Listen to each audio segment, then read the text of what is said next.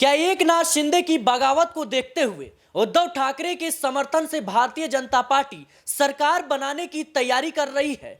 आपको बता दें कि महाराष्ट्र की राजनीति में इस वक्त उठापटक का दौर जारी है, इसलिए क्योंकि मुख्यमंत्री पद को लेकर होड़ मची हुई है। जहां एक तरफ भारतीय जनता पार्टी ने महाराष्ट्र विधानसभा चुनाव में प्रचंड जीत हासिल की, बहुमत के आंकड़े से मात्र 8 सीटें दूर है, तो वहीं एकनाथ शिंदे अड़े हुए हैं। एकनाथ शिंदे किसी भी कीमत पर नहीं चाहते कि मुख्यमंत्री की कुर्सी उनके हाथ से चली जाए। वहीं बात करें तो अजीत पवार कह रहे हैं कि अगर एकनाथ शिंदे को मुख्यमंत्री बनाया गया तो मैं इसका विरोध करूंगा। और कहीं ना कहीं तमाम दांवपेच के बीच भारतीय जनता पार्टी फंसती हुई नजर आ रही है। इन सबके बीच उद्धव ठाकरे की तरफ से सीधे तौर पर बयान आता है और कहते हैं कि जो मुख्यमंत्री है वो भारतीय जनता पार्टी की तरफ से होना चाहिए, बीजेपी का मुख्यमंत्री होना चाहिए। तो क्या इस बयान के जरिए उद्धव ठाकरे ने भारतीय जनता पार्टी को यह संदेश दे दिया है कि मैं आपके समर्थन के लिए तैयार हूं, बशर्ते आप एकनाथ शिंदे को कहीं ना कहीं महायुति से बाहर कर दीजिए, एकनाथ शिंदे को मुख्यमंत्री मत बनने दीजिए?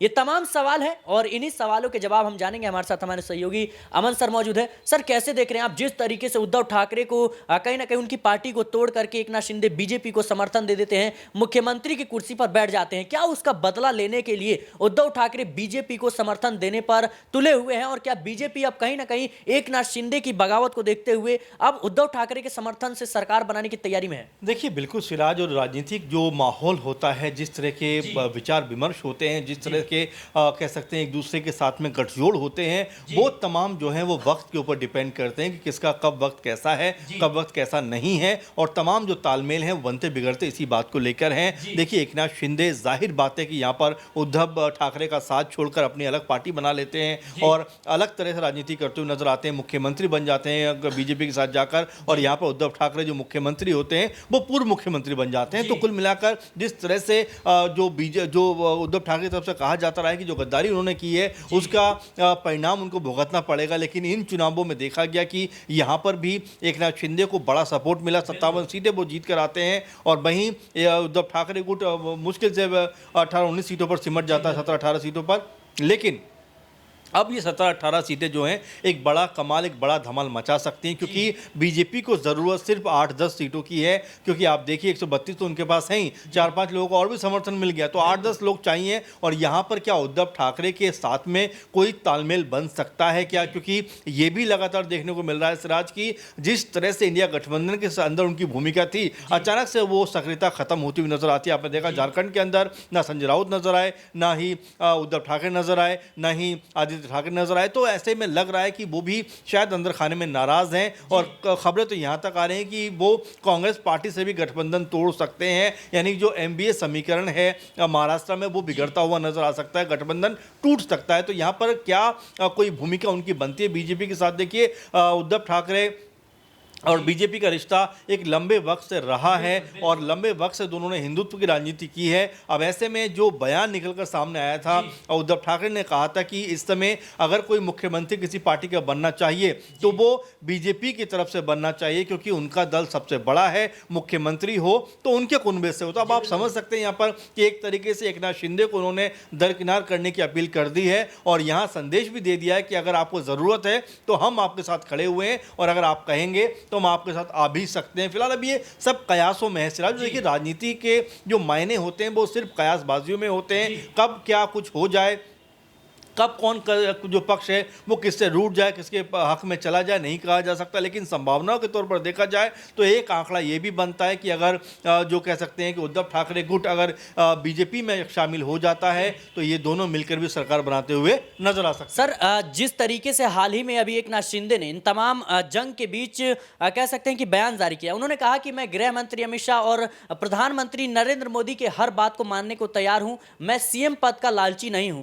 लेकिन उसी वक्त जो है शिवसेना यूबीटी के तमाम नेताओं के द्वारा यह बयान दिया जाता है कि कोई कह सकते हैं कि पागल ही होगा जो मुख्यमंत्री पद छोड़ेगा सबसे ज्यादा सीटें जीतने के बावजूद। तो क्या उन्होंने सीधे तौर पर एकनाथ शिंदे को कहीं ना कहीं सवालों के कटघरे में खड़ा कर दिया और बीजेपी को समर्थन देने का ऐलान कर दिया? देखिए, बिल्कुल सिराज, इसमें कोई दो राय की बात भी नहीं है कि यहाँ पर शिंदे जब उद्धव ठाकरे से दूर होते हैं तो जाहिर बात है कि वो मुख्यमंत्री की लालसा लिए हुए बीजेपी के साथ शामिल हो जाते हैं, और देवेंद्र फडणवीस को उप मुख्यमंत्री बनना पड़ता है और शिंदे को मुख्यमंत्री बनाया जाता है। तो जाहिर बात है कि मन में अभिलाषा रही तभी वो मुख्यमंत्री बने, नहीं तो खाली समर्थन देते मुख्यमंत्री देवेंद्र फडणवीस बनते। तो ये कहना कि भाई मुझे कोई अभिलाषा नहीं है, मुझे कोई ज़रूरत नहीं है, तो भी 2.5 साल आप क्यों मुख्यमंत्री बने? और जाहिर बात है कि आप जब चुनाव जीते उसके बाद भी आप ये बात क्यों कहते हो कि भाई हमारे बीच में ये तय हुआ ही नहीं था कि कोई बड़ा दल का अगर जीत के आता है तो वो मुख्यमंत्री बनेगा। तो लालसाएं तो मन में है और साथ में ये खबरें भी आती हैं कि 2.5 साल आप 2.5 साल हम बनते हैं मुख्यमंत्री। तो तमाम तरह के विचार, तमाम तरह की चीज़ें निकल कर सामने आ रही है,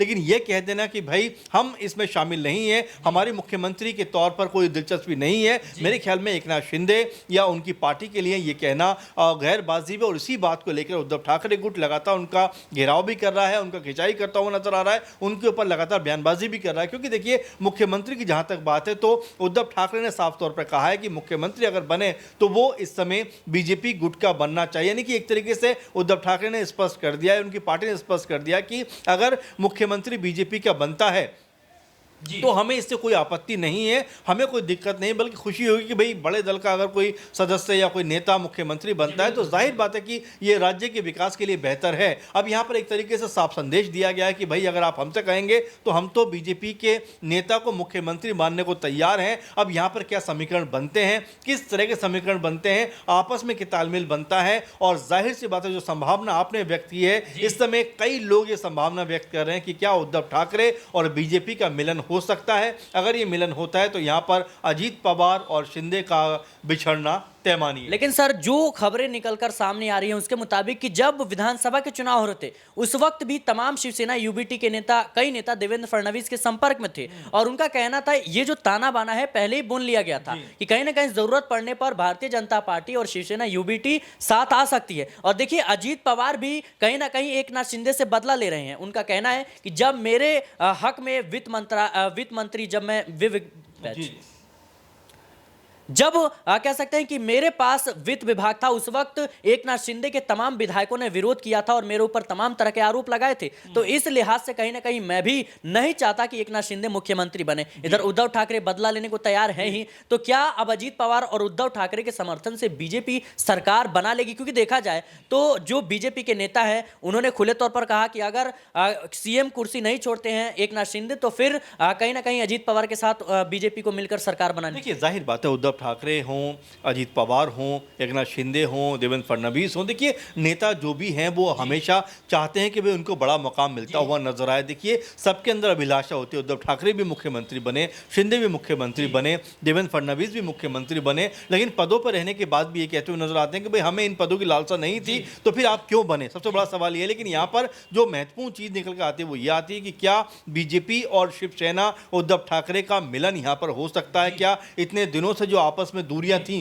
क्या वो खत्म होती हुई नजर आ सकते हैं? और जिस तरह का रुख उद्धव ठाकरे गुट का लग रहा है, ऐसा लग रहा है कि वो शायद इस तलाश में है कि बीजेपी उनको बुलाने को कहे और यहां पर अजीत पवार और शिंदे जो हैं वो अलग थलग पड़े, उसके बाद वो बीजेपी से मिले और यहां पर उनकी सरकार बनती हुई नजर आ जाए। तो कुल मिलाकर देखिए राजनीति है, राजनीति के लिए अक्सर ये कहा जाता है कि दाव दिखाना कुछ और होता है, लगाना कुछ और होता है, और यही बात राजनीति में बारंबार देखने को मिलती रही है। गठबंधन बनते हैं, बिगड़ते हैं। आप तमाम देखिए कितने गठबंधन ऐसे थे जो जीने मरने की कस्में खाया करते थे। अखिलेश जब मायावती से गठबंधन करते हैं, कहते हैं मेरी बुआ को किसी ने कुछ बोला तो अब मुझसे बुरा कोई नहीं होगा, लेकिन चुनाव के बाद गठबंधन खत्म हो जाता है। दुष्यंत चौटाला और बीजेपी का गठबंधन देखिए, जिस तरह से सरकार में आए वो गठबंधन खत्म हो जाता है। शिवसेना बीजेपी देखिए, तो तमाम ऐसे ढेरों एग्जाम्पल आपको मिल जाएंगे जहां पर गठबंधन बनते हैं, टूट जाते हैं, लेकिन संभावनाएं हमेशा बनी रहती हैं। तो क्या संभावना है उद्धव ठाकरे और बीजेपी के साथ आने की? और यहां पर क्या एकनाथ शिंदे जो मुख्यमंत्री पद मिलने की आस लगाए बैठे हैं, उनकी उम्मीदें यहां पर टूटती हुई नजर आ सकती है? जी बिल्कुल दर्शकों, कहीं ना कहीं अब पर्दे के पीछे इस बात की सुगबुगाहट दिखने लगी है कि उद्धव ठाकरे तैयार है भारतीय जनता पार्टी को समर्थन देने के लिए। अब इंतजार इस बात का है कि क्या एकनाथ शिंदे बीजेपी के खिलाफ कुछ बड़ा कदम उठाते हैं, और ऐसा है तो क्या उद्धव ठाकरे तुरंत समर्थन दे देंगे? तो देखना होगा कि आखिर महाराष्ट्र की राजनीति में किस तरीके से बीजेपी अपनी जो सरकार है उसको बनाने में कामयाबी हासिल करती है और किस तरीके से बीजेपी खेल पलटती हुई नजर आती है। फिलहाल के लिए इस रिपोर्ट में इतना ही। देश और दुनिया की तमाम खबरों के लिए बने रहें नेक्स्ट 9 पॉलिटिकल बाइट के साथ।